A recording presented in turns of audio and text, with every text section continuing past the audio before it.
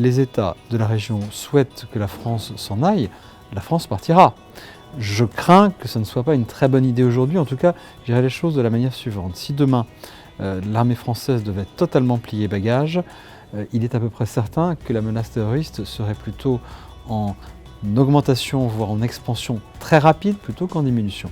Mais c'est un choix souverain des pays de la région. Nous ne sommes là, nous Français, qu'à la condition que ces pays nous accueillent et aussi nous aident, puisque c'est un partenariat, ça doit être une coopération. J'ai presque envie de renvoyer l'interrogation.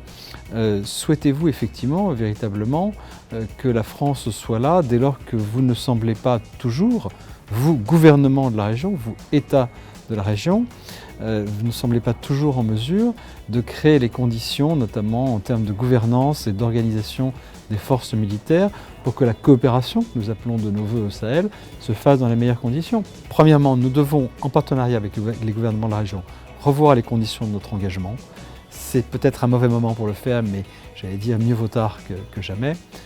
Deuxièmement, la France doit très clairement affirmer, à la fois pour sa propre population, mais aussi pour les États de la région, qu'elle ne sera pas là ad vitam aeternam, et que la logique voudrait que nos forces connaissent plutôt une réduction de format dans les années qui viennent plutôt qu'une augmentation. Troisièmement, ceci, encore une fois, ne peut se faire dans l'intérêt de tous, des Africains en premier lieu, que si cette décroissance du volume des forces françaises engagées se fait en coordination avec une montée en puissance de l'efficacité des forces locales. Et tout ceci, bien sûr, c'est mon dernier point, tout ceci, bien sûr, dans un cadre politique défini. Il est évident, nous le savons, les Africains le savent, qu'il n'y a pas de solution purement militaire au terrorisme. La question terroriste ne peut pas évidemment être gérée par des moyens seulement militaires. C'est un instrument parmi d'autres. Je crois que tout le monde le sait, mais ça fait du bien quand même parfois de le réaffirmer un peu.